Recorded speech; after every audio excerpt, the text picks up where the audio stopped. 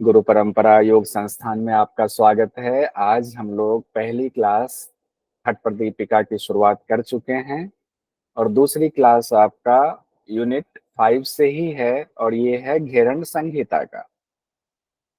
Class में मौजूद हैं अभी अंजू जी, आनंद जी, आंचल जी, अनीता जी, अंजलि जी, अनुष्का जी, नेहा जी, अनुसुता जी, आर्द्रा जी, भारती जी, भारती कटियार जी, भावना जी, विमला जी, चंद्रकला जी, दीना जी, दीपाली जी, जानकी जी, ज्योति जी, ज्योति बोरा जी, मीना जी, ममता पटेल जी, मनीषा जी, माया जी, मेघा ठाकुर जी, मेघा वर्मा जी, मिलन जी, नमिता जी, नेहा जी, नितिन जी, पल्लवी जी, पिंकी जी, प्रीति कादियान जी, पूजा रानी जी, रजनी सर भी हैं, रमेश सर, रतनलाल जी, रवित जी, रिया जी, रिया सेन जी, रुचि जी, सैम भी हैं, सविता जी, सविता बाबरे जी, शालिनी जी, शालिनी गुप्ता जी, शारदा जी, शिखा जी, शिखा रावत जी, सोनिका जी, सोनू जी हैं, सुमन शाह जी, सुमिता जी, स्वाति जी, विकास जी, विनय कोठारी जी, विश्रांति जी और गुलशन जी भी आए थे।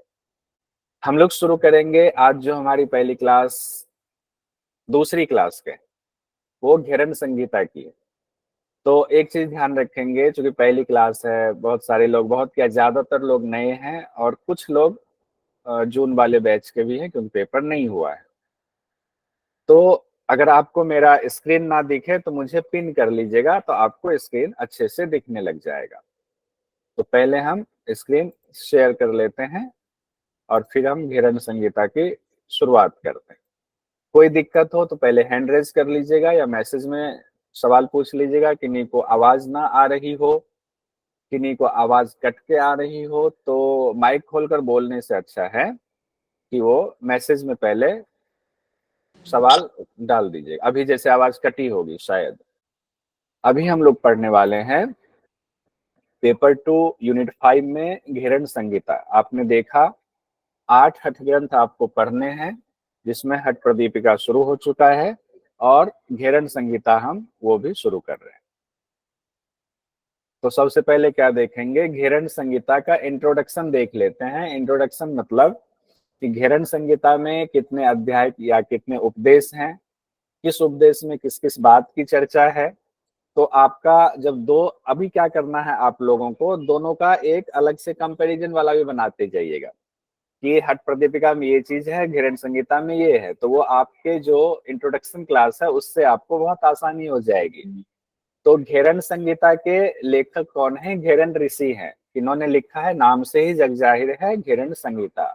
तो घेरन ऋषि इसके लेखक हैं, यानी कि इस शास्त्र की रचना किन्होंने की? घेरन ऋषि ने की है। घेरन संगीता में 7 अध्याय हैं। 7 अध्याय को उपदेश कहा गया है। उपदेश क्यों कहा गया है? क्योंकि घेरन ऋषि अपने शिष्य चंडकपाली को उपदेश दे रहे हैं। ठीक है, एक एक, जैसे कि हठ प्रदीपिका में आप पढ़ रहे हो ना, एक एक मंत्र को आप गा रहे हो, वैसे ही घेरन संगीता में भी हम लोग पढ़ेंगे। तो घेरन संगीता में कितने अध्याय हैं? 7 अध्याय हैं, जिसे उपदेश कहा गया है। हर एक अध्याय को उपदेश कहा गया है। आप अध्याय भी कह सकते हैं, प्रथम उपदेश, द्वितीय उपदेश, इस तरह से भी कह सकते हैं। और घेरन संगीता में योग के कितने अंगों की चर्चा है? 7 अंगों की चर्चा है, इसीलिए इसे साप्तांग योग भी कहते हैं।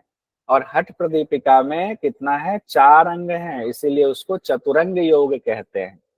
तो अगर एग्जाम में आ जाए चतुरंग योग निम्न में से कौन है, 4 ऑप्शन दे दे, तो हठ प्रदीपिका। अगर साप्तांग योग का संबंध निम्न में से किससे है, तो ये हो गया आपका घेरन संगीता। या फिर घेरन संगीता के लिए दूसरा शब्द इस्तेमाल किया जाता है, घटस्थ योग। अभी हम लोग परिचय पढ़ रहे हैं, डिटेल में भी पढ़ेंगे। घटस्थ योग, घट कहा गया शरीर को, तो उसके लिए इस्तेमाल किया गया घट से संबंधित योग, घटस्थ योग। ये हठ प्रदीपिका के लिए इस्तेमाल किया जाता है। तो 7 अध्याय कौन कौन से हैं, 7 अंग कौन कौन से हैं, उसको पहले देख लीजिए। षटकर्म, आसन, मुद्रा बंध, प्रत्याहार, प्राणायाम, ध्यान और समाधि। अच्छे से देखिए, पहले षटकर्म बताया गया है, षटकर्म के बाद आसन की चर्चा है। आसन जब सीख लेते हैं तो उसके बाद मुद्रा बंध बताया है घेरन ऋषि ने। मुद्राबंध के बाद प्रत्याहार बताया है, प्रत्याहार के बाद प्राणायाम की चर्चा है, यानी कि कुंभक की चर्चा है, फिर ध्यान है छठे नंबर पर, सातवें नंबर पर समाधि की चर्चा है। तो अगर आपसे कोई कहे प्रथम उपदेश में क्या बताया घेरन ऋषि ने, तो षटकर्म के बारे में, द्वितीय उपदेश में क्या कहा है, आसन के बारे में कहा है, तृतीय उपदेश में क्या कहा है, मुद्राबंध के बारे में कहा है, चतुर्थ उपदेश में क्या कहा है, प्रत्याहार के बारे में ज्ञान दिया है, पंचम उपदेश में प्राणायाम, इसी तरह से छठे उपदेश में ध्यान और सातवें उपदेश में समाधि की बात की गई है। अब और इसका परिचय देख लेते हैं। घेरन संहिता के लेखक कौन हुए, घेरन ऋषि हुए। और घेरन ऋषि ने मानव शरीर की, यानी ये जो हमारा आपका शरीर है, इसके लिए घट शब्द का इस्तेमाल किया, यानी कि घटस्थ योग कहा है। घट मतलब इस शरीर रूपी घट के लिए योग, तो उनको घटस्थ योग भी कहते हैं। किससे जुड़ा हुआ, तो घेरन संहिता से जुड़ा हुआ। गुरु शिष्य के बीच संवाद है, तो गुरु कौन है, घेरन ऋषि हैं। शिष्य कौन है, राजा चंड कपाली। कौन है, राजा चंड कपाली। राजा चंड कपाली गए थे ऋषि के पास कि हमें ज्ञान दीजिए, जब हम पूरा पढ़ेंगे तो उसमें आएगा। तो घेरन ऋषि ने किनको ज्ञान दिया, राजा चंड कपाली को ज्ञान दिया। उसी ज्ञान के बारे में उनकी बातचीत जो है इस पूरी पुस्तक में रखी गई है। हमने कहा कई जगहों पर, और इससे हमने क्या कहा, इसको उपदेश कहा जाता है अध्याय को, और कई जगह पर इसको प्रकरण भी कहा जाता है या सोपान भी कहा जाता है। किसको, अध्याय को, चैप्टर को। चैप्टर को कहा गया, एक तो चैप्टर हुआ हिंदी में, अध्याय हुआ, उपदेश हुआ क्योंकि उपदेश कर रहे हैं गुरु शिष्य को, या इसको प्रकरण भी कहा जा सकता है कि प्रथम प्रकरण में क्या है घेरन संहिता के, या प्रथम सोपान में क्या है। तो इस तरह से कई नाम आपके सामने आ सकते हैं, आप घबराएंगे नहीं। जो सातों अध्याय है उसको मिलाकर के करीब 353 मंत्र या पद्य हैं किसमें, घेरन संहिता में। करीब इसलिए कहा कि किसी में दो चार मंत्र ज्यादा हैं, किसी में दो चार मंत्र कम है, अलग अलग प्रकाशन में अलग अलग लेखकों के उसमें थोड़ा सा अंतर हो जाता है। लेकिन एक मोटा मोटी 350 के आसपास आप रखें, 350 से ज्यादा पुरुष हैं, ऐसे करके याद कर सकते। सबसे बड़ा तृतीय उपदेश है। तृतीय उपदेश में क्या है, बताइए कोई, तृतीय उपदेश में क्या है, मुद्राबंध मुद्राबंध है। तृतीय उपदेश में मुद्राबंध है। तो सबसे बड़ा उपदेश तृतीय उपदेश है, जिसमें करीब 100 मंत्र हैं। तो वही एक दो मंत्र ऊपर नीचे हो सकता है। और सबसे छोटा उपदेश जो है 7 उपदेश में, वो है चतुर्थ उपदेश, जो कि प्रत्याहार वाला है। उसमें सिर्फ 7 मंत्र हैं, और कई लेखकों ने तो अपनी पुस्तक में सिर्फ 5 मंत्र का ही जिक्र किया है। तो सबसे छोटा चतुर्थ उपदेश प्रत्याहार वाला, और सबसे बड़ा हो गया तृतीय उपदेश, जिसमें कि मुद्राबंध की चर्चा की गई। अब इसमें ये चीजें पहले आपको दोबारा रिपीट आपके लिए अच्छा होगा। देखिए, पहले कहा गया षटकर्म की चर्चा आई है सबसे पहले। षटकर्म 6, षट मतलब 6, कर्म मतलब क्रिया, 6 क्रिया की चर्चा आई है। धौती, वस्ती, नेति, लौलकी, त्राटक, कपालभाति, ये 6 क्रिया है। और घेरन संहिता में षटकर्म को सबसे ज्यादा विस्तार में बताया है। किसी ग्रंथ में लिखित में इतना विस्तार नहीं बताया गया है, ये ध्यान रखें। इसमें घेरन संहिता में सिर्फ इतना विस्तार बताया गया है, और किसी शास्त्र में इतना विस्तार नहीं बताया गया। इतने प्रकार हैं कि आप परेशान हो जाओगे, लेकिन हम लोगों को इसको भी याद रखना है।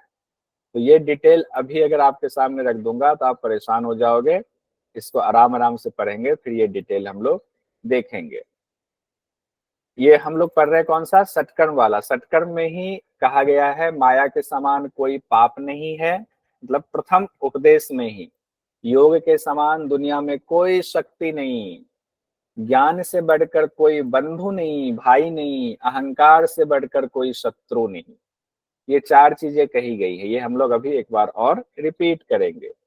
दूसरा जो चैप्टर है घेरन संहिता में, जिसको कि दूसरा उपदेश कहा गया है, द्वितीय उपदेश है या द्वितीय प्रकरण या द्वितीय सोपान है, उसमें आसन की चर्चा है। जो आप आसन का अभ्यास करते हो, कितने आसन के बारे में बात की गई है, 32 आसन बताए गए हैं। मतलब 32 आसनों के नाम बताए गए हैं। आसन तो बहुत सारे हैं, जितने योनि उतने आसन, लेकिन जो घेरन ऋषि ने चर्चा की है 32 आसन की चर्चा की है। आपके सामने 32 आसन के नाम आएंगे, कुछ आसन के लाभ भी आएंगे और कई आसनों के लाभ नहीं भी बताए गए हैं। तृतीय उपदेश आपका है मुद्रा बंध का, जो सबसे बड़ा उपदेश है, सबसे बड़ा चैप्टर है। तृतीय है वो मुद्रा बंध का है, और मुद्रा बंध भी कितने हैं, 25 मुद्रा बंध बताए गए। अगर आ जाए घेरन संहिता में कितने मुद्रा बंध की चर्चा है, तो 25 मुद्रा बंध बताए गए हैं, जिसमें कि मुद्रा भी है, बंध भी है और पंचधारणा भी है। पंचधारणा नाम से अलग से इसको पढ़ेंगे हम लोग, और ये 25 की संख्या के अंतर्गत ही है, उसको भी मुद्रा के अंतर्गत माना गया पंचधारणा को। अभी बस मोटा मोटा बताते जा रहे किस उपदेश में क्या है। चतुर्थ उपदेश में क्या है, प्रत्याहार है। इसमें सट शत्रु की बात की गई, सबसे छोटा उपदेश है। तो कहा गया है सबको, मतलब प्रत्याहार मतलब क्या होता है, बाहरी दुनिया जो आपकी इंद्रिय जा रही है उसको अंतर्मुखी करना, उसी की चर्चा इसमें की गई है। पंचम उपदेश आपका है प्राणायाम के बारे में बताया गया है, और इसमें यहाँ से ये क्वेश्चन बहुत इंपॉर्टेंट आता है कि इसको सीक्वेंस में सजाएं।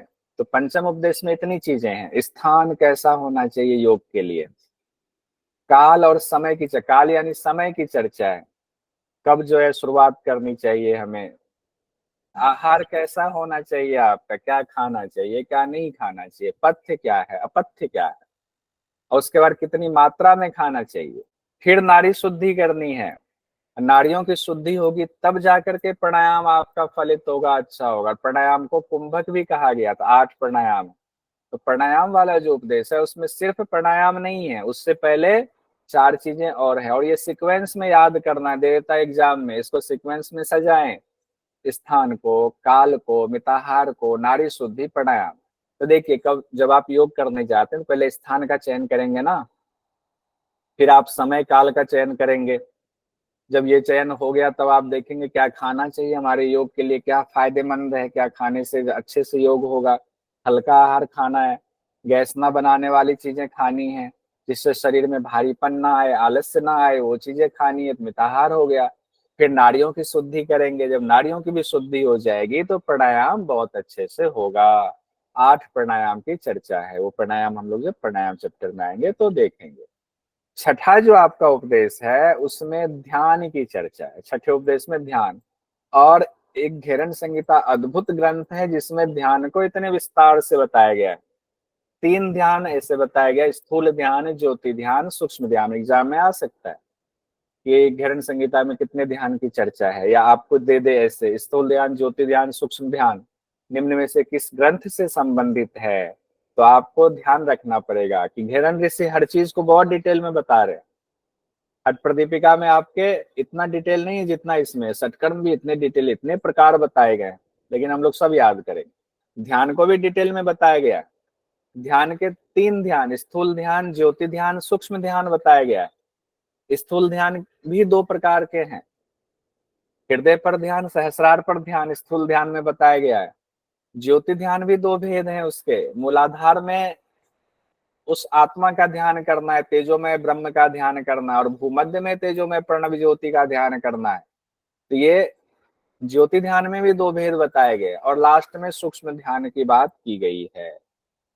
और लास्ट में जो आपके सप्तम उपदेश हैं, जो 7 अंग है, 7वां अंग क्या है, समाधि का है। और समाधि में भी भेद बताए इन्होंने, 6 भेद समाधि के बताए, 6 प्रकार समाधि के बताए हैं। इससे भी क्वेश्चन आ सकता है। तो घेरन संहिता में समाधि के कितने भेद बताए गए, 6। ध्यान योग, नाद योग, रसानंद योग, लय योग, भक्ति योग, मनोमूर्छा या राजयोग कहा गया है। ध्यान योग की इसमें बताया गया है सिद्धि के लिए सांभवी मुद्रा सहायता करता है। नाद योग के लिए भ्रामरी मुद्रा से नाद योग तक जा सकते हैं। रसानंद योग की प्राप्ति हो समाधि की तो खेचरी मुद्रा जरूरी है। लय योग के लिए योनि मुद्रा, भक्ति योग के लिए स्थूल ध्यान, मनोमूर्छा जो है, मनोमूर्छा कुंभक भी आप पढ़ेंगे एक प्राणायाम, तो वो है। ये मोटा मोटा परिचय हम लोगों ने पढ़ लिया। इस परिचय के बाद अब आपके सामने हम सीधे ग्रंथ पर आते हैं। ग्रंथ है आपके सामने ये, इस ग्रंथ को हम लोग देखते हैं ऊपर से। देखिए अब घेरन संहिता, पहला उपदेश कौन सा है, मैसेज में भेजिए। पहले उपदेश का नाम क्या है घेरन संहिता में, मैसेज में लिखिए सब। षटकर्म। षटकर्म वाला है, ठीक है, मैसेज में लिखिए, याद हो जाएगा। ये जो मैं कहता हूँ ना, लिखिए, लिखने से क्या होगा, आपकी इंद्रियां इन्वॉल्व हो रही हैं, तो इसलिए इसको लिखना है। अब देखिए घेरन संहिता की शुरुआत हो रही है, सब लोगों ने कहा षटकर्म, बहुत अच्छा, प्रीति जी, सुमित जी, जानकी जी, सब लोग कह रहे हैं षटकर्म। अब शुरुआत कहाँ से हो रही है, षटकर्म से हो रही है। अब उसमें पहला जो आपका मंत्र है वो क्या है, कहते हैं एकदा चंड कपालिर गत्वा घेरंड कुटीरम प्रणम्य विन्याद भक्त्या घेरंड परिपृच्छते। एक बार चंड कपाली नाम का राजा घेरन ऋषि के कुटी में गए, उनको प्रणाम किया, विनय और भक्ति पूर्वक घेरन ऋषि से वो पूछते हैं। अब क्या प्रश्न पूछते हैं, ये हमने देखिए एआई से ये तस्वीर निकाली है, बनाया है कि घेरन ऋषि, देखिए एक राजा को बनाया, एक ये राजा है चंड कपाली, और घेरन ऋषि के पास जाकर के ये सवाल पूछ रहे हैं। अब क्या सवाल पूछ रहे हैं, कहते हैं घटस्थ योगम योगेश तत्व ज्ञानस्य कारणम इतानीम श्रोतुमिच्छामि योगेश्वर वद प्रभो। हे योगेश, योगेश कहा है किनको, घेरन ऋषि को, हे योगेश, तत्व ज्ञान का कारण जो घटस्थ योग है उसे मैं जानने का इच्छुक हूं। हे योगेश्वर, हे प्रभो, मेरी बहुत इच्छा है कि ये मैं जान पाऊं, तो कृपा करके मुझे ये सब कहिए। अब क्या कहिए, तो यहाँ देखिए एग्जाम की दृष्टि से किस चीज के लिए घेरन ऋषि के पास गए थे चंड कपाले, वो गए थे तत्व ज्ञान प्राप्त करने के लिए। क्यों गए थे, तत्व ज्ञान प्राप्त करने के लिए। और तत्व ज्ञान प्राप्त करने के लिए कैसे होगा, तत्व ज्ञान की प्राप्ति कैसे होगी, तो घटस्थ योग से होगी। तो यहाँ घटस्थ योग आ गया ना, इसीलिए कहते हैं घटस्थ योग आए तो किससे संबंधित है, ये आपके घेरन संहिता से संबंधित है। तत्व ज्ञान के लिए गए, और तत्व ज्ञान की प्राप्ति कैसे हो सकती है, घटस्थ योग से हो सकती है। तो तत्व ज्ञान क्या है, लक्ष्य हुआ, और उस लक्ष्य की प्राप्ति के साधन क्या हुए, घटस्थ योग हुआ। तो उस घटस्थ योग को हमें बताइए हे प्रभु, ये राजा कह रहे हैं किनसे, घेरन ऋषि से। अब यहाँ सवाल आता है घटस्थ योग के द्वारा किसकी प्राप्ति होगी, तत्व ज्ञान की प्राप्ति होगी। तत्व ज्ञान से, तत्व ज्ञान का कारण क्या है, घटस्थ योग है। तो राजा चंद्र कपाली घटस्थ योग तत्व ज्ञान दोनों जानना चाहते हैं, क्योंकि तत्व ज्ञान की प्राप्ति घटस्थ योग से होगी। घट मतलब शरीर, शरीर को घर के रूप में कहा गया है। इस शरीर से जो हम योग करेंगे, इस शरीर को शुद्ध करने के लिए जो योग करेंगे, इस शरीर को एकदम पकाने के लिए जो योग करेंगे, परिपक्व करने के लिए योग करेंगे, उसी को घटस्थ योग कहा गया।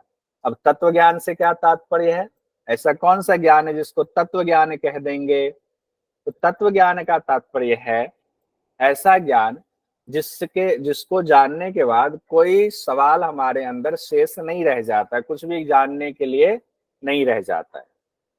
यानी आपको हर सवाल का जवाब मिल जाता है, सब कुछ आप जान जाते हो, आप प्रकृति पुरुष को जान जाते हो, यानी कि आप आत्म दर्शन कर लेते हो, तो ईश्वर से मिलने की स्थिति होती है। तो जो कुछ भी संसार में है सब कुछ आप अपने आप जान लेते हो, उसी को तत्व ज्ञान कहा गया है। यानी सारे तत्वों का ज्ञान हो जाता है, वो ज्ञान जिससे हमें प्रकृति और आत्मा का साक्षात ज्ञान हो जाता है। इस ज्ञान के बाद आपके मन में कोई संशय नहीं रह जाता है, कुछ जानने के लिए शेष नहीं रह जाता, आपको लगता है सब कुछ जानते हैं।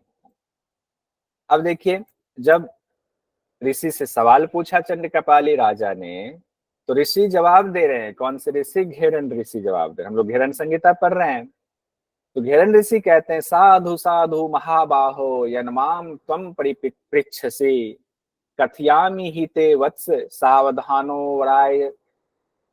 कहते हैं कि घेरन ऋषि कहते हैं हे महाबाहो, आपका जो है आप तो प्रशंसा के काबिल हो, साधु साधु महाबाहो, हे महाबाहो, जो प्रश्न तुमने पूछा है उसके लिए तुम प्रशंसा के योग्य हो। सावधानी पूर्वक उन विषयों को सुनो जो तुम जानना चाहते हो। क्या जानना चाहते हैं वो, तत्व ज्ञान की प्राप्ति के लिए घटस्थ योग जानना चाहते हैं। माइक बंद रखते हुए ही बोलते भी जाइए, तो इंद्रियां आपके इन्वॉल्व होंगी।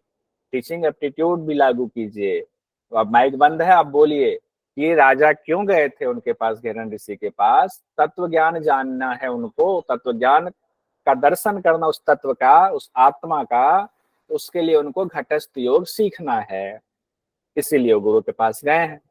आगे कहा गया है, नास्ति माया समः पाशो, नास्ति योगात परम बलम, नास्ति ज्ञानात परो, बंधु न अहंकारात परः रिपो। तो अब सवाल ये है कि जब घेरन ऋषि वो ज्ञान देंगे तो उससे पहले भूमिका बनाएंगे। क्या भूमिका बना रहे हैं? कहते हैं, हे राजा चंड कपाली, माया के समान दुनिया में कोई पाप नहीं है। अब घटस्थ योग तत्व ज्ञान चाहिए क्यों? घटस्थ योग सीखना क्यों है?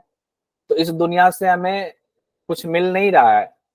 इस दुनिया से ऐसा कुछ मिल रहा है, कर्म में बंधे हुए हैं, तो हमें जन्म मृत्यु के चक्र से छूटना है। बारंबार हमारा जन्म होता है, हर बार मृत्यु होती है, दुख सुख में लगे रहते हैं, तो परेशान हो गए। क्यों? तो उसके लिए घेरन ऋषि कहते हैं, माया के समान दुनिया में कोई पाप नहीं है। इसको भी मनी मन बोलिए, नास्ति माया समः पासो। या माइक बंद है, बोल दीजिए, नास्ति माया समः पासो। मान लीजिए एग्जाम में आपके ऐसे आ जाए, नास्ति माया समः पासो, कोट अनकोट कर दिया। ये निम्न में से किस ग्रंथ से लिया गया है? घेरन संहिता से लिया गया है। इसमें हर जगह से क्वेश्चन आ सकता है। नास्ति योगात परम बलम, योग से बड़ा कोई बल नहीं है, ये भी एक लाइन दे करके आपसे क्वेश्चन पूछा जा सकता है। नास्ति ज्ञानात परो बंधु, कि ज्ञान से बढ़कर कोई बंधु नहीं है, सबसे बड़ा बंधु क्या है? ज्ञान है। अहंकारात परः रिपु, अहंकार से बड़ा दुश्मन आपका कोई नहीं है, दुश्मन दूसरा कोई नहीं है, अहंकार ही दुश्मन है। फिर एक बार देखिए, माया से समान कोई पाप नहीं। पाप क्या है? माया ही पाप है। शक्ति क्या है आपकी? योग आपकी शक्ति है। बंधु कौन है आपका? ज्ञान ही आपका बंधु है। शत्रु कौन है आपका? अहंकार ही आपका शत्रु है। अब इसके क्वेश्चंस भी आपसे पूछे जाएंगे, लेकिन पहले इसको थोड़ा और पढ़ लेते हैं।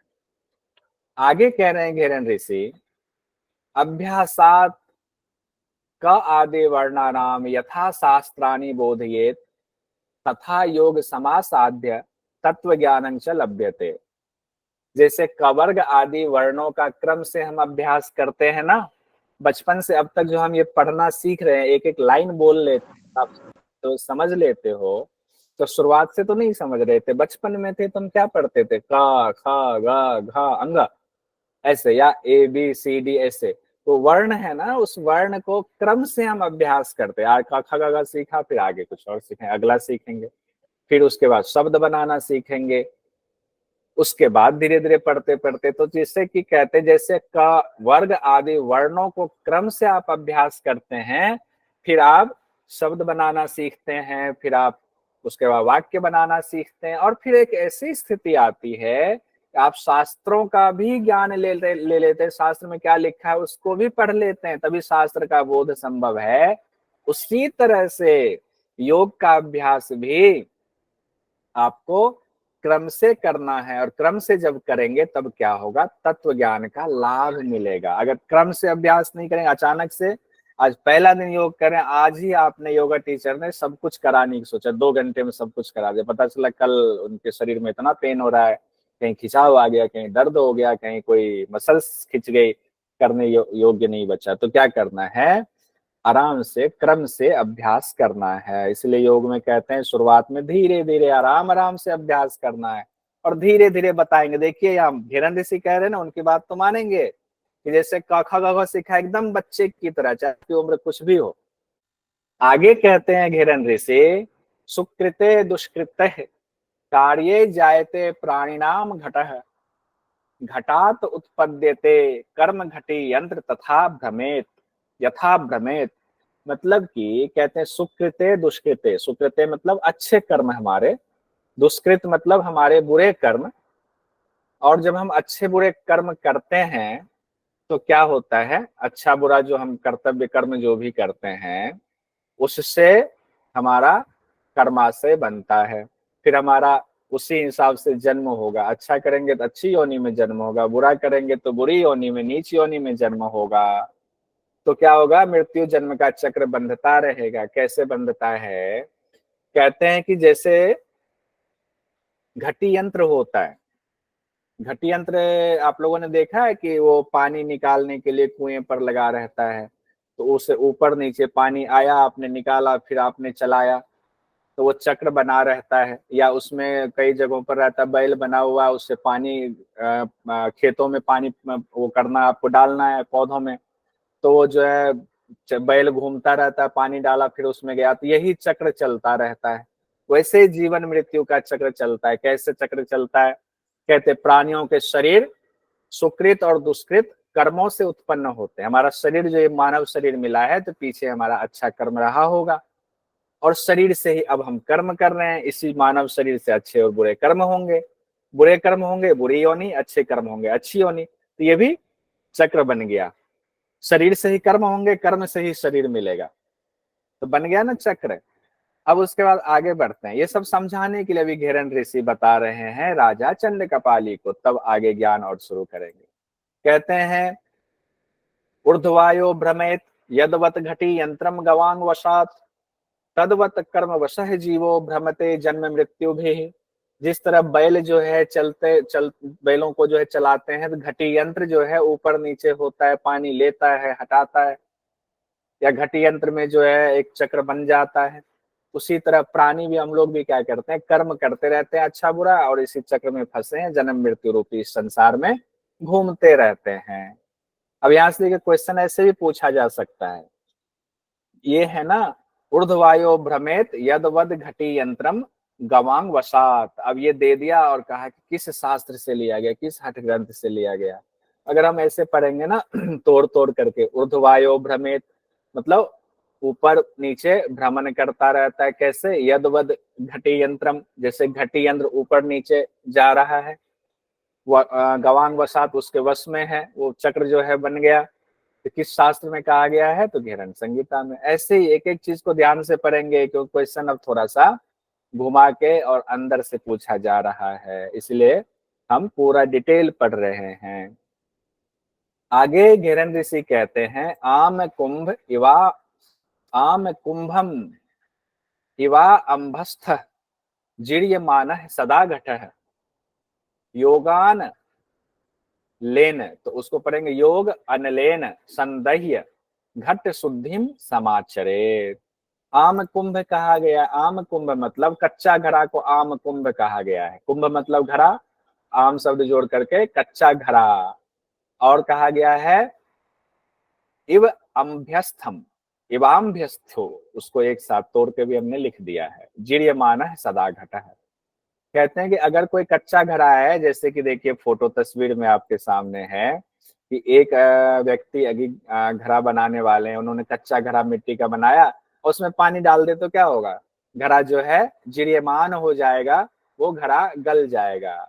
जैसे अगर कच्चे मिट्टी घड़े में पानी डाल दे तो घड़ा गल जाएगा, तो वैसे ही क्या है, शरीर भी, अगर इसको हम, इस शरीर को अगर पकाएंगे नहीं, हम सोचें कि एक ही बार में भगवान के दर्शन हो जाए, तो शरीर भी तो हमारा जीर्ण हो रहा है। शरीर अभी क्या है, कच्चा है। तो शरीर अभी आम कुंभ की तरह कच्चा है, तो क्या करेंगे पकाने के लिए, योग अनलेन, योगानलेन संदह्य, शरीर को क्या करेंगे, योग रूपी अग्नि में, अनल योग रूपी अग्नि में शरीर को पकाएंगे। संदह्य, संदह्य मतलब पकाना, जैसे कच्चे घड़े को आग में पकाया जाता है, शरीर को तो आग में नहीं पकाएंगे, जल जाएंगे। तो शरीर को किस में पकाएंगे, योग रूपी अग्नि में पकाएंगे। योग के अभ्यास करके शरीर मजबूत होगा, पक जाएगा। उससे क्या होगा, योग का अभ्यास करने से घट शुद्धि होगी। घट मतलब इस शरीर की शुद्धि होगी, ठीक है। तो कहते हैं जैसे कच्चा घड़ा में पानी भर दें तो वो गल जाएगा, लेकिन उसी तरह शरीर भी जीर्ण होता जाता है, दिन ब दिन घटता है। कोई काम करते हैं तो और कमजोरी आती है, लेकिन अगर इस घट रूपी शरीर को योग रूपी अग्नि में जलाएंगे, तो पकाएंगे, तो शुद्धि होगी इसकी, शरीर की जब शुद्धि होगी तो क्या होगा, शरीर मजबूत होगा। अब उसमें जो ज्ञान गुरु का है, या जो और हम अभ्यास करने वाले हैं, उस अभ्यास को क्षमता हमारी शरीर की रहेगी सहने की, हम आगे बढ़ेंगे। अब यहाँ बहुत इंपॉर्टेंट है, यहाँ सप्त साधन बताया गया। सप्त साधन, जो 7 साधन है ना, जो सप्तांग योग है, सप्तांग योग क्यों है, 7 साधन बताए गए हैं आपको। और ये 9वां और 10वां दोनों ही मंत्र जो है बहुत इंपॉर्टेंट, यहाँ से क्वेश्चन पूछे जाते हैं। तो इसको बोलिएगा मनी मन, या माइक बंद है सबका, बोलिएगा। शोधनम दृढ़ता चैव स्थैर्यम धैर्यम च लाघवम। शोधनम दृढ़ता चैव स्थैर्यम धैर्यम च लाघवम। प्रत्यक्षम च निर्लिप्तम च घटस्य सप्त साधनम। देखिए 7 चीजें कही, क्या? शोधनम, दृढ़ता, स्थैर्यम, धैर्यम, लाघवम, प्रत्यक्षम, निर्लिप्तम। ये 7 चीजें बताई गई हैं। घटस्थ सप्त साधनम है ये, यानी साधक जो क्या करता है, 7 तरीके बताए, 7 लाभ बताए गए हैं। तो इन 7 लाभ को, इन सिद्धियों को आपको प्राप्त करना है। क्या क्या? शोधनम मतलब शरीर की शुद्धि करनी है, उसके बाद शरीर में दृढ़ता लानी है आपको, शरीर में फिर स्थिरता लानी है, फिर आपको धैर्य लाना है, धृति को धैर्य कहा गया है, लघुता लानी है आपको, शरीर में मतलब हल्कापन लाना है, फिर आत्मा का प्रत्यक्षीकरण करना है, आत्मदर्शन करना है, प्रत्यक्षम मतलब आत्मदर्शन। फिर कहा गया निर्लिप्तम, निर्लिप्त मतलब जो वासनाएं हैं, जो चीजें हैं, उससे आसक्ति का अभाव होना निर्लिप्त है। तो कैसे होगा ये 7 चीजें? पहले आपको इस श्लोक को एकदम 4 बार 5 बार बोल जाइए तो याद ही हो जाएगा। शोधनम दृढ़ता चैव स्थैर्यम धैर्यम च लाघवम प्रत्यक्षम च निर्लिप्तम च घटस्य सप्त साधनम। ठीक है। अब इसका देखिए किससे क्या होगा, बहुत आसान है। आपने 7 जो सप्तांग योग है उसको आपने देख लिया था ना, षटकर्म था, आसन था, उसके बाद क्या था, मुद्रा बंद था, प्रत्याहार था, फिर आपके प्राणायाम था, फिर आपके ध्यान और समाधि। उसी 7 को एक तरफ रख दीजिए और ये 7 साधन रख दीजिए, दोनों मैच हो जाएगा। कैसे?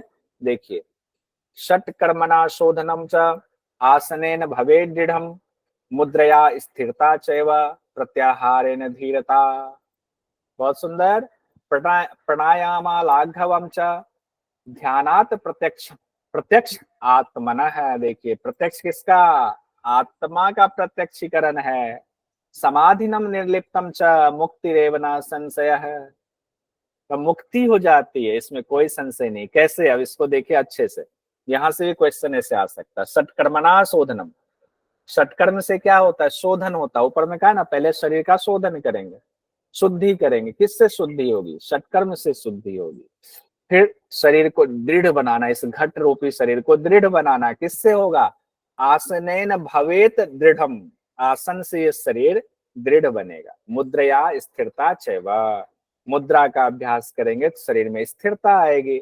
प्रत्याहार न धीरता, प्रत्याहार से धैर्य धीरता आएगी, धृति भी कहते हैं उसको। और प्राणायाम से क्या होगा? लाघवता आएगी, प्राणायाम से शरीर हल्कापन आएगा शरीर में। और ध्यान से क्या कहा गया? प्रत्यक्षम आत्मन, ध्यानात प्रत्यक्षम आत्मन। क्या? ध्यान से आत्मा का प्रत्यक्षीकरण होगा। समाधि ना निर्लिप्तम, और समाधि जब होगा तो जितनी संसार की चीजें हैं उसके होते हुए भी उसमें आपकी आसक्ति नहीं होगी, तो वैराग्य हो गया एक तरीके से।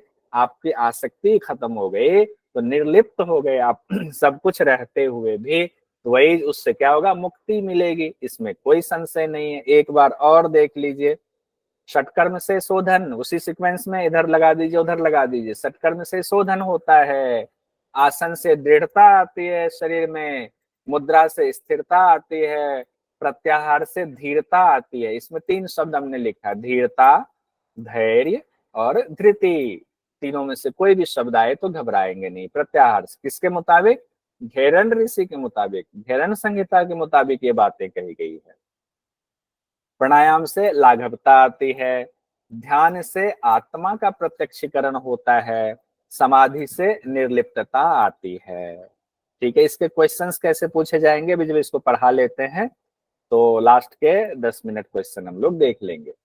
उसके बाद मोक्ष की चर्चा की गई है, कहा गया ना इससे मोक्ष मिलता है, सप्त साधन करेंगे ना, ये सातों स्टेप करने से लास्ट तक जब हम पहुंच जाते हैं निर्लिप्तम की स्थिति तक, तो इससे मोक्ष मिलता है। घेरन ऋषि चंड कपाली राजा से कह रहे हैं नात्र संशय, इसमें कोई संशय नहीं है। अब एक एक कर सभी सप्त साधन की चर्चा हम लोग करेंगे। तो सप्त साधन की चर्चा करें उससे पहले एक काम करते हैं, थोड़ी सी इस पर चर्चा, इसको याद कर लेते हैं। तो इसको देख करके एक दो लोगों से पूछ लेते हैं। आपके सामने स्क्रीन पर है और इसे ही क्लास में ही आपको ये याद भी हो जाएगा। तो मैं किसी से भी पूछ सकता हूँ, हर आदमी से नहीं पूछेंगे, स्क्रीन पर है, आपको देख करके बताना है, कोई दिक्कत नहीं, आप देख के बताना। पहले हैंड रेज कीजिए कौन कौन बताना चाह रहे हैं, शुरुआत में देखते हैं कौन बताना चाह रहे हैं, उसके बाद क्वेश्चन भी होगा। हैंड रेज कर लीजिए, मैं उन्हीं से पूछूंगा पहले शुरुआत में। षट कर्म से शोधन होता है, आसन से दृढ़ता आती है, मुद्रा व प्रत्याहार से स्थिरता नहीं नहीं धीरता। नहीं, मुद्रा से स्थिरता आती है, प्रत्याहार से धीरता आती है, ऐसे पढ़। मुद्रा से स्थिरता आती है, प्रत्याहार से धीरता, धैर्य, धृति आती है, प्राणायाम से लाघवता आती है और ध्यान से आत्मा का प्रत्यक्ष होता है। और समाधि से? समाधि से निर्लिप्तता आती है। ठीक है। अब देखिए हम लोग क्लास में संख्या है हमारी अच्छी खासी, और सब लोग चाहते हैं कि हम इसको याद कर लें। तो कैसे करना है, जैसे एक आदमी से मैंने पूछा है, ये शुरुआत में ये दिक्कत आएगी, बाद में कोई दिक्कत नहीं आएगी, आप लोग मेरे साथ अभ्यस्त हो जाओगे, मैं आपके साथ अभ्यस्त हो जाऊंगा। जैसे एक से मैंने पूछा पिंकी से, तो पिंकी जब बता रही है माइक खोल करके, तो बाकी जितने लोग हैं माइक बंद रख करके आप भी पढ़ेंगे। तो क्या हुआ, टीचिंग एप्टीट्यूड कहता है आपकी एक इंद्रियों का इस्तेमाल हुआ, बोल रहे हो आप, कान आपका सुन रहा है, आंखें आपकी देख रही हैं, तो आपके तीन तीन इंद्रिय इस्तेमाल हो गया। बाद में जब इसको लिख लोगे तो और इंद्रिय एक इन्वॉल्व हो गई, तो ये आपके दिमाग में मेमोरी में बैठ जाएंगे। तो एक आदमी बोलेंगे, बाकी माइक ऑफ रखते हुए बोलेंगे। अब मैं एक आदमी से और पूछ लेता हूँ, किन से पूछूं, किन, हाँ रतन लाल जी बताइए। प्रणाम। हाँ हाँ, षटकर्म से शोधन होता है, आसन से दृढ़ता आती है, मुद्रा से स्थिरता आती है, प्रत्याहार से धीरता, धैर्य, धृति आती है, प्राणायाम से लाघवता आती है, ध्यान से आत्मा का प्रत्यक्ष और समाधि से निर्लिप्तता आती है। बहुत सुंदर, बहुत सुंदर। अब देखिए इससे संबंधित अब क्वेश्चन भी जब हम पूछेंगे ना, तो आपको और ये चीजें बैठ जाएंगी। अब किसी से नहीं पूछेंगे अभी, ठीक है? जिन लोगों ने हैंड रेज किया था बहुत अच्छा, मैंने नाम सब लोगों का देख लिया कौन कौन लोग इंटरेस्टेड हैं। इससे अभी जितना हमने पढ़ाना क्वेश्चन अभी आपकी स्क्रीन पर उससे रिलेटेड आएगा, लेकिन उससे पहले हम लोग षटकर्म का थोड़ा सा छू लेते हैं और देख लेते हैं घेरन ऋषि षटकर्म के कितने भेद बताए। और एक बार आज इसको बस देख भर लेंगे, कल इसको डिटेल में पढ़ेंगे षटकर्म को, और फिर उसके बाद हम लोग क्वेश्चन ऊपर वाले उससे करेंगे। अब देखिए एक एक कर सप्त साधन की चर्चा होगी। तो पहला साधन क्या बताया, षटकर्म। षटकर्म से क्या होगा, शोधन होगा। किसका शोधन होगा, शरीर का शोधन, मतलब शुद्धि क्रिया है षटकर्म। षटकर्म मतलब छह कर्म, षट मतलब छह, कर्म मतलब क्रिया, छह क्रिया। तो धौतिर्वस्ति तथा नेते, लौर्लिकी त्राटकम तथा कपाल भातिश्चैतानि षटकर्माणि समाचरेत।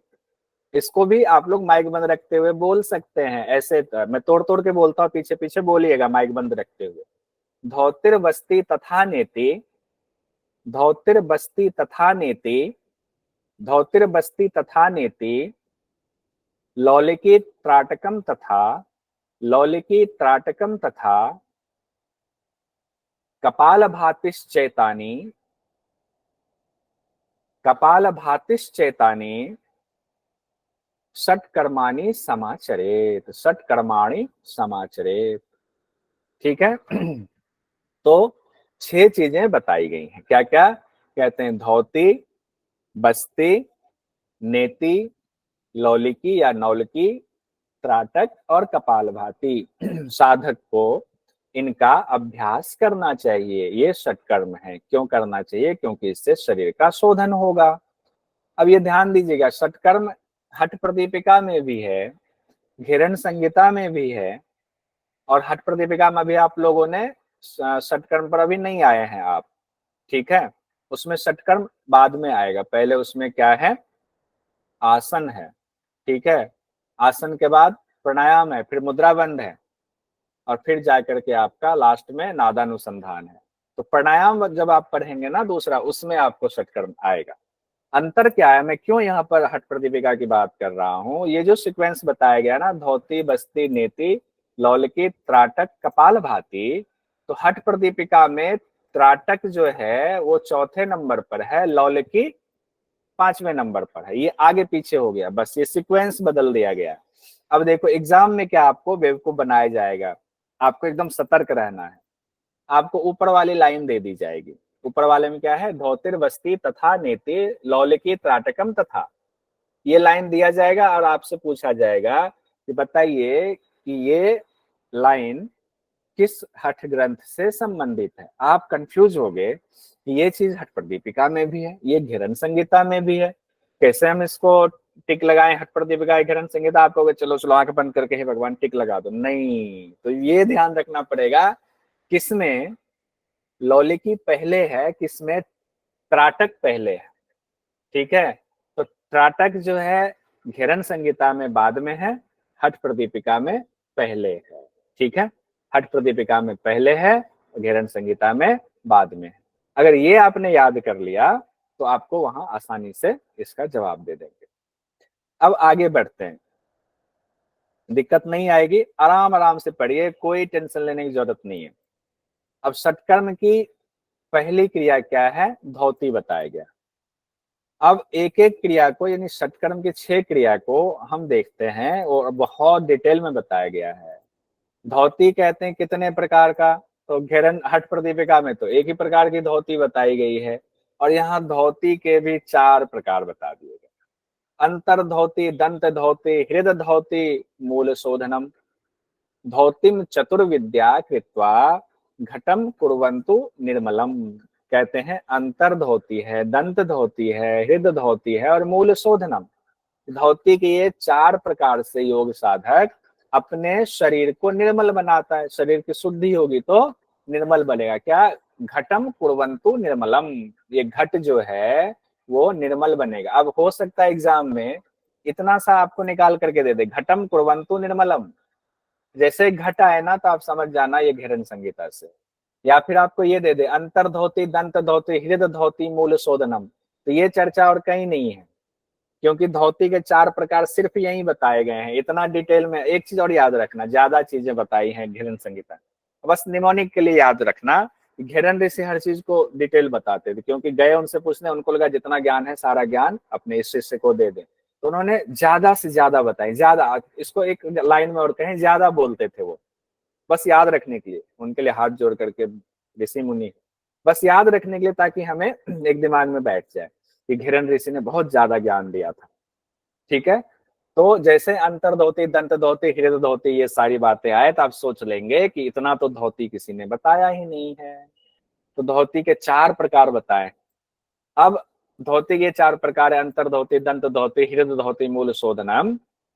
अब अंतर धोती के भी 4 प्रकार हैं, फिर दंत धोती के प्रकार आएंगे 5, फिर हृद धोती के प्रकार आएंगे 3, फिर मूल शोधनम के प्रकार आएंगे 1। अब इसमें भी प्रकार है, एक तो धोती के 4 प्रकार, अब चारों में से एक एक धोती के अलग अलग प्रकार बताए गए हैं, ठीक है। तो इसको हम लोग कल देखेंगे। कल यहाँ तक हमने इसलिए आपको करके छोड़ दिया कि कल हम लोग षटकर्म से ही शुरू करेंगे, ऊपर से करेंगे, बस इसको टच करके छोड़ दिया। आपके मन में जिज्ञासा रहे, खुद से एक बार पढ़ना है आपने, ठीक है। अब हम क्वेश्चन पर आते हैं, देखते हैं अभी तक जो हमने पढ़ा वो क्वेश्चन क्या क्या पूछा जा सकता है, तो हमें एक आइडिया लगेगा कि आपने कितना ध्यान से पढ़ा, या आपको आइडिया लगेगा कि क्या क्या क्वेश्चन पूछा जा सकता है। देखिए घेरन संहिता के लिए सब लोग मैसेज में जवाब देंगे और किसी एक से मैं क्वेश्चन पूछ लूंगा।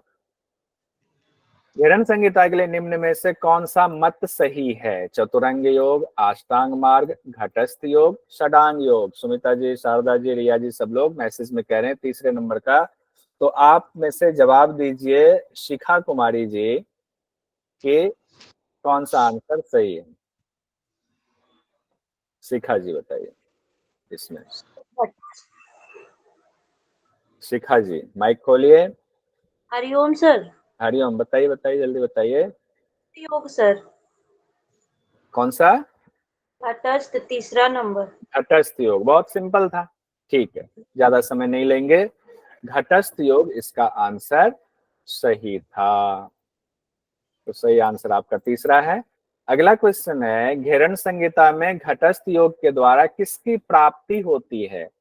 ध्यान की, सिद्धियों की, तत्व ज्ञान की, दैवीय शरीर की। सब लोगों ने क्वेश्चन मारना भी शुरू कर दिया हुआ है, बहुत सारे लोगों ने क्वेश्चन मारना की शुरू किया है।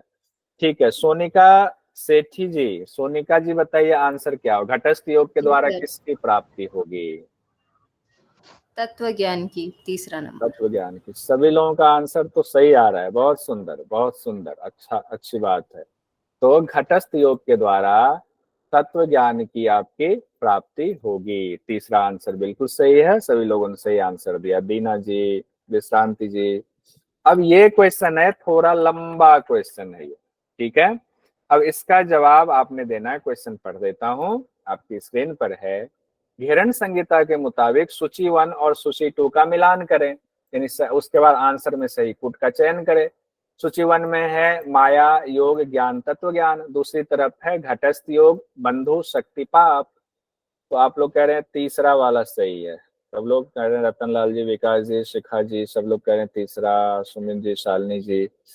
चलिए मैं पूछता हूँ, भावना जी बताएंगे कि इसमें से कौन सा माया के लिए क्या हुआ? किनका माइक ऐसा है जो बहुत आवाज आ रही है? पिंकी जी, आपके माइक से ना बहुत आवाज आती है। तो आप बंद करो माइक। हाँ, माया के लिए क्या है, क्या इस्तेमाल किया गया है? पाप। पाप, ठीक है। भारती जी, योग के लिए क्या इस्तेमाल किया गया है? शक्ति। शक्ति, बहुत सुंदर। और दीना जी, ज्ञान के लिए क्या इस्तेमाल किया गया है? दीना जी, दीना केंतुरी जी। जी जी जी सर। हाँ, ज्ञान के लिए सर। हाँ, इसमें से क्या होगा ज्ञान के सूची 2 में? ज्ञान के लिए घटस्थ योग कहा गया है सर। अरे वैभवी जी। जी सर, ज्ञान के लिए बंधु कहा गया है सर। बंधु कहा गया है। इसका मतलब आप बीच में कहीं चले गए होंगे तो आपने वो देख नहीं पाए आप, इसलिए ऐसा हुआ। तत्व ज्ञान के लिए क्या कहा गया हुआ है रतन लाल जी? घटस्थ योग गुरुजी। घटस्थ योग कहा गया। तो अब देखिए हो गया, माया से बड़ा कोई पाप नहीं है, योग से बड़ी कोई शक्ति नहीं है, ज्ञान से बड़ा कोई बंधु नहीं है, तत्व ज्ञान से बड़ा कोई। तत्व ज्ञान क्या है? घटस्थ योग। घटस्थ योग से तत्व ज्ञान की प्राप्ति। हमने एक हटा के एक दूसरा वाला ऐसे करके क्वेश्चन बना दिया। तो एक क्या हुआ, एक का 4, एक का 4 दो जगहों पे है। तत्व ज्ञान डी का 1, डी का 1 यहाँ पर है। तीसरा वाला आंसर आप लोगों ने कहा था, सभी का आंसर सही था। इस तरह से भी क्वेश्चन पूछा जाएगा। एक क्वेश्चन में कितने ज्यादा क्वेश्चन आ गए। अगला क्वेश्चन है, नास्ति ज्ञानात परो बंधु किस हठ ग्रंथ से संबंधित है? हठ प्रदीपिका, हठ रत्नावली, शिव संगीता, घेरन संगीता। तो इसका तो आंसर सब लोग सही देंगे अभी। क्यों देंगे सही? क्योंकि आप लोग घेरन संगीता ही पढ़ रहे हो, तो आंसर तो घेरन संगीता ही होगा। लेकिन अगर यही, चूंकि अभी पढ़ रहे हो और ये अगर क्वेश्चन आ जाए एग्जाम में, तो आप थोड़ा सोचने लग जाओ, क्योंकि उस समय तो आप घेरन संगीता पढ़ के गए नहीं, तो उस समय दिक्कत होगी। नास्ति ज्ञानात परो बंधु किस हठ ग्रंथ से है? तो ये ध्यान दे, 2-4 बार बोल लीजिए ऐसे ही माइक ऑफ रखते हुए ही, तो आपको याद आ जाएगा कि ये कहा गया है नास्ति ज्ञानात परो बंधु। ज्ञान से बड़ा कोई बंधु नहीं, सबसे बड़ा बंधु कौन है? ज्ञान ही है। अगला सवाल है, घेरन संहिता के मुताबिक सबसे बड़ा शत्रु किसे कहा गया है? रिया जी, रतन लाल जी, ममता जी, सुमिता मदान जी, शारदा जी, शालिनी जी, मीना जी, दीना जी, विकास जी, सोमपीठी जी। बहुत सुंदर। ज्योति जी जवाब दीजिए कि इसका आंसर कौन सा होगा? शत्रु सबसे सर बड़ा, अहंकार को। अहंकार को सबसे बड़ा शत्रु कहा गया है। बहुत सुंदर, बहुत अच्छा। अगला सवाल है हमारा, घेरन संहिता के मुताबिक समाधि के साधन से क्या होता है? प्रत्यक्षम, निर्लिप्तम, लाघवता, स्थिरता। रुचि जी, स्वयं कुरान जी, शारदा जी, विकास जी, सोमपीठी जी, सब लोग कह रहे हैं कि दूसरी बात कह रहे हैं। समाधि से साधन से आप लोग कह रहे हैं, ममता जी, ममता पटेल जी, रिया जी, अंजू जी, मीना जी, सब लोग कह रहे हैं ये। तो चलिए मैं किन्हीं से पूछ लेता हूँ।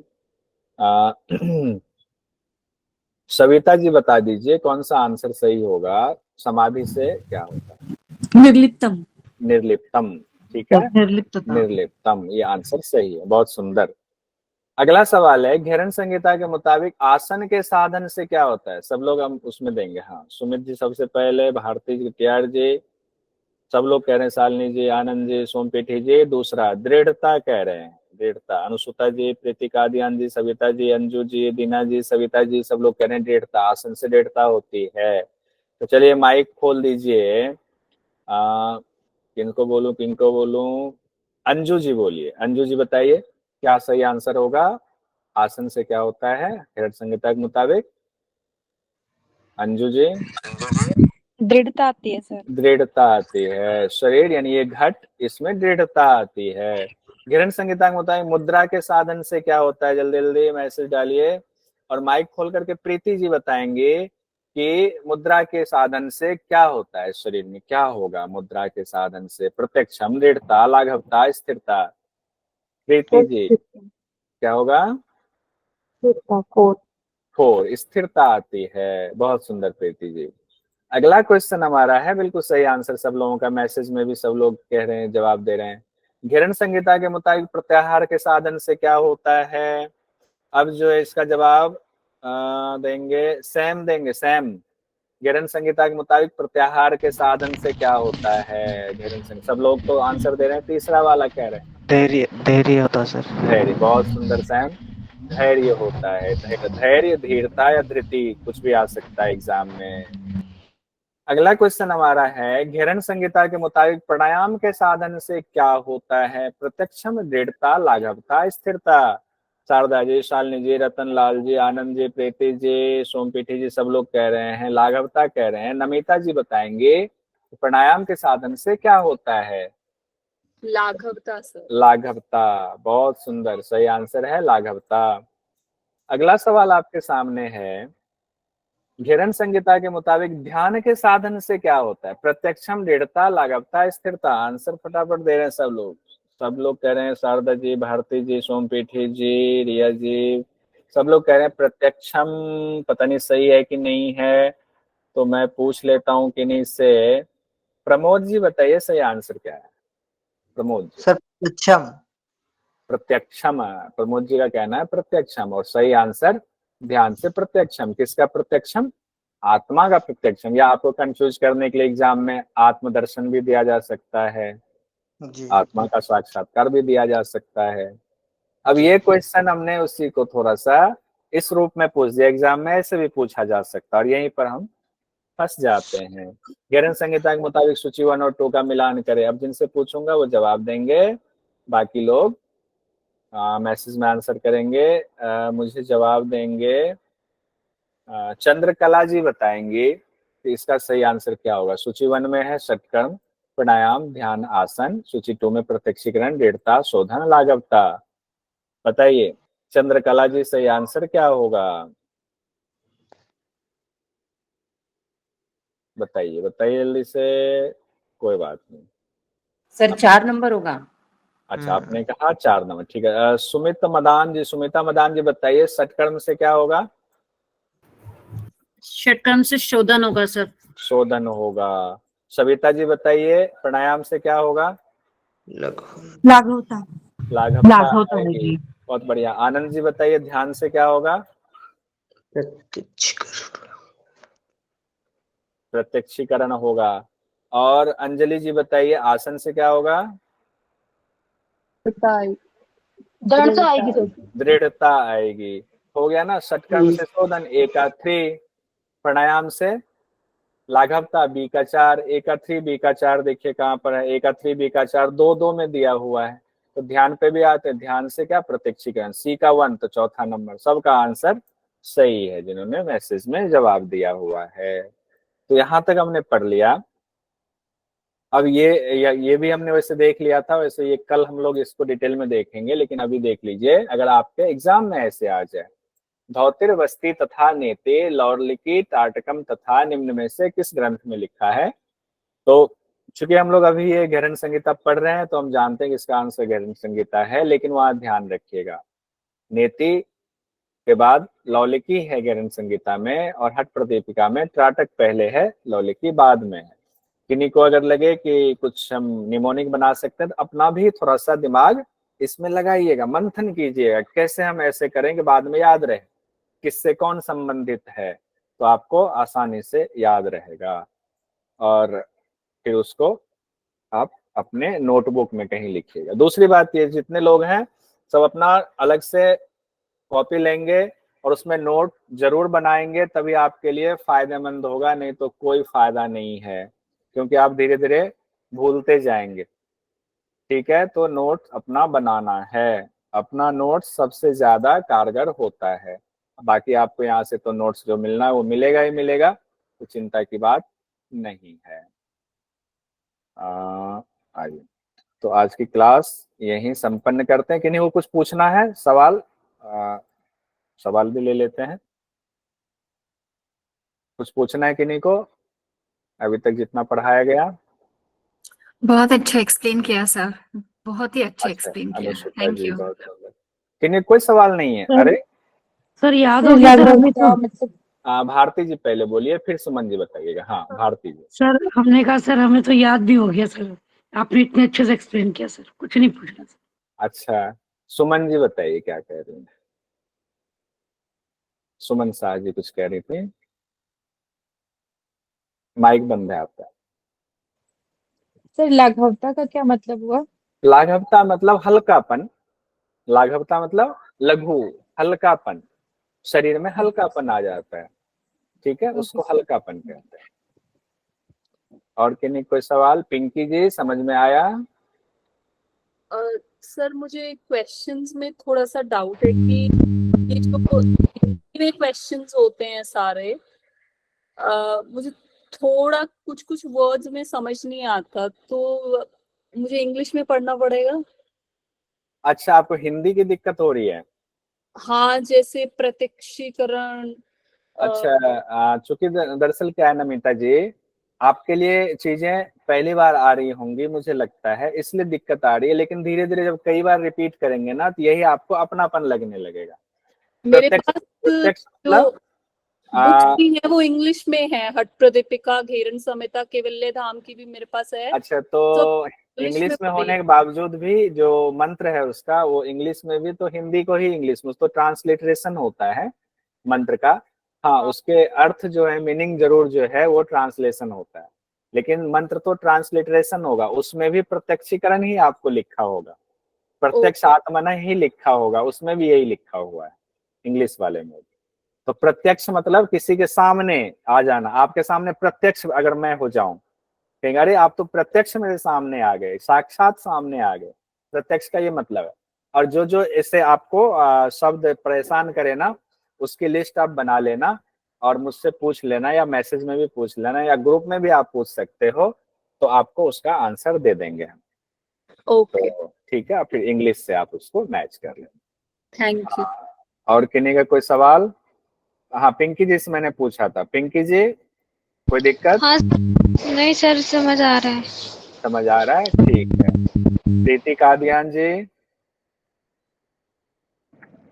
आ रहा है सर समझ। आ रहा है, ठीक है। अब सवाल किन्हीं का है नहीं, ठीक है। ऐसे जब हम पढ़ते हैं ना तो याद तो होता है, लेकिन समय बहुत लगता है, इसीलिए हमने पहले शुरू कर दिया इसको कि और कोर्स में देर करने की कोई जरूरत नहीं है। ये क्लास बाद में भी देख सकते हैं, हाँ हाँ बिल्कुल, ये तो हर क्लास आप बाद में भी देख सकते हैं, ये सब रिकॉर्डिंग आपको मिल जाएगी, चिंता मत कीजिए। हाँ, अंजलि जी ने कहा प्रत्यक्षीकरण फेस टू फेस। बहुत बढ़िया। हाँ, भारती कोरी जी कुछ कह रहे हैं। सर अपने अपने ग्रुप पे ही इसकी रिकॉर्डिंग आएगी ना सर? हाँ हाँ, अपने ग्रुप पे ही अब एक दो दिन में आपको सब पता चल जाएगा।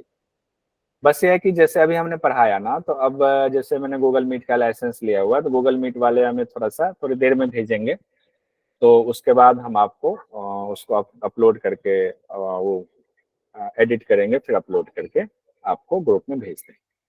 ठीक है, सभी लोगों का धन्यवाद। एक आप में से कोई एक आदमी शांति पाठ करवा दीजिए, कोई भी मंत्र पढ़ दीजिए अच्छे से, और फिर हम क्लास को समापन करते हैं। नमिता जी कराएंगे शांति पाठ, जी सर। करवा दीजिए। Everyone, please sit with your eyes closed and join your palms in front of your chest. Om Sarve Bhavantu Sukhinah, Sarve Santu Niramaya, Sarve Bhadrani Pashyantu, Ma Kashit Dukh Bhag Bhave. Om Shanti Shanti Shanti.